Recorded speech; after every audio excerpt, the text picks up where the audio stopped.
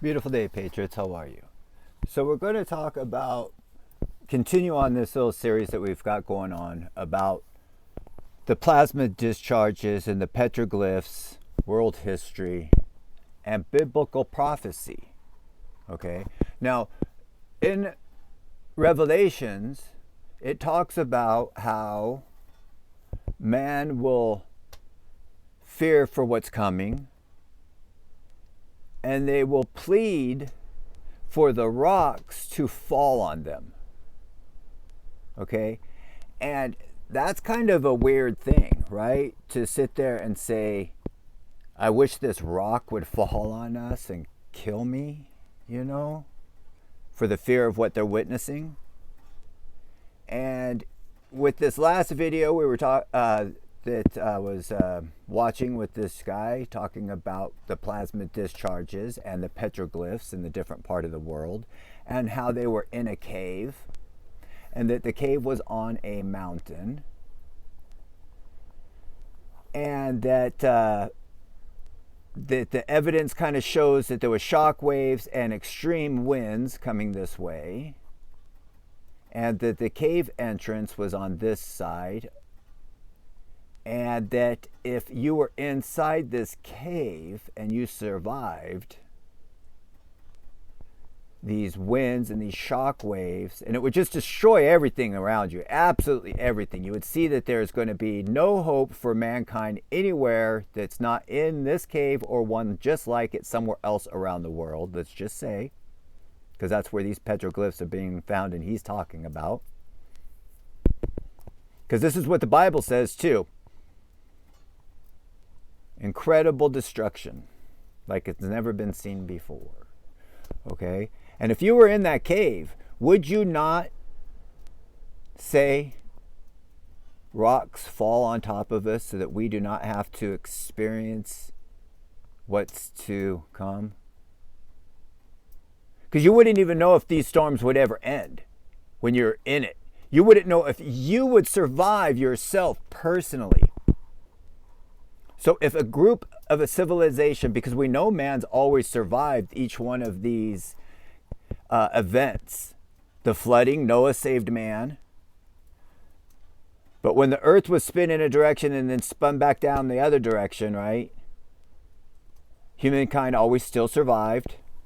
We've got civilizations that go back so far. Again, in Genesis talks about that. Then that's the first book in the Bible, and the last book is Revelations, and we're talking about revelations of the end of the times. And as I repeat, why would the people in the Bible in Revelation say the fear in their hearts would beg for the rocks to fall on top of them? Well, could you imagine seeing that kind of destruction, as I said?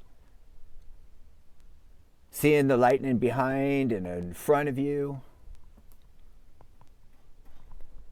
And inside the Grand Canyon, there's plenty of, I don't know if cave-dwelling abodes is the correct word, but there's definitely old, ancient Indian ties that go back to old civilizations that left their civilization ruins that were built into caves. And some of them are very high up into the caves. And when we go and look at the cliffs in those areas, we can see the different pretty colors of all the different things. But boy, oh boy, there is so much black rock. It's not deep through the rock. It's like it's on the surface. And these cave-dwelling civilizations that were abandoned, the rocks were still there. Now, if the plasma charges came down and you were in these caves, do you stay in those caves forever? Once things settle back down and you did survive, would you stay there forever, high up on these rocks? Probably not. You would probably have run out of food and supplies, or barely able to survive the event itself, because you were lucky to have gotten to those places, say. Now you have to leave and go back out and grow your food. Look for food. Okay, the start of civilization again. The start of civilization again. And again, these are not weird concepts of talking about civilization starting again. We know that this is part of our history, no matter what angle you're going to go and look at it, through a conspiracy theorist eye, or through an academic eye, or through a spiritual eye. No matter what books you're going to want to go and look at through history, they talk about civilizations that were here and no longer here. The Egyptian pyramids. Would not an Egyptian pyramid be able to stand the test of time no matter what angle the winds come from the four directions? I'm just saying that the Bible says it will come in an hour one does not know, and the rest of the world will be in a delusionment, and they will be carrying on, marrying and drinking as if nothing is happening, like in the days of Noah. The story of Noah, when he was telling everybody what he was doing, I could be wrong, but got very little help from anyone. From anyone. Nobody. I mean, if somebody was helping him, would he shut the door on them afterwards? Does that make sense? So, I don't know. I wasn't there. Story talks about how Noah built the ark and that nobody would listen to him until the rains came. Correct? Nobody believed him. And it's just like now. Most people cannot hear the truth, or will refuse to hear the truth, no matter what kind of signs are happening around them. Right now in the month of December, Google how many fireballs have come down from the sky. Just this month, and we're only in the third or fourth day of December. Fireballs, meteorites.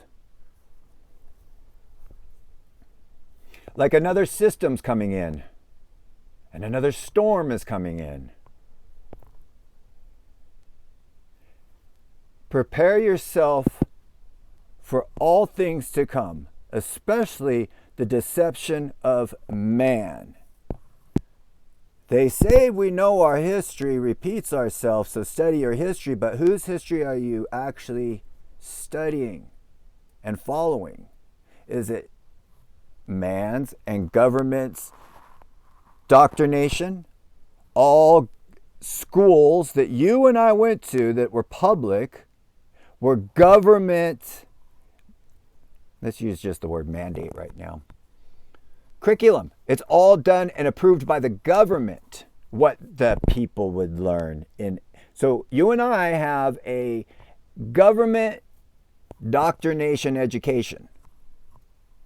The petroglyphs that are all over the world are there for a reason. I don't know if these are true reasons, but it is a story that's in the Bible that tells us what's coming. Just like these petroglyphs, it seems like they're parables until you understand a certain language. I could be wrong, but parables are there for the people that have eyes and ears to see. And just like these petroglyphs, they're there for a reason for future generations that have eyes and ears to see. For warnings. They weren't there for TV entertainment. They're not there for entertainment purposes. Are they? So, again, the day is coming short, very quickly upon us. The floods, earthquakes, volcanoes, wars, pestilence, and pestilence just means diseases. Are there any diseases in the world right now that are affecting everybody all over the world? So, again, like I say, if you believe that your best bet is to keep following politics and a Republican point of view, then, I'm not here to stop you. I'm just trying to show you that Q says biblical. I would stay out of politics and go biblical.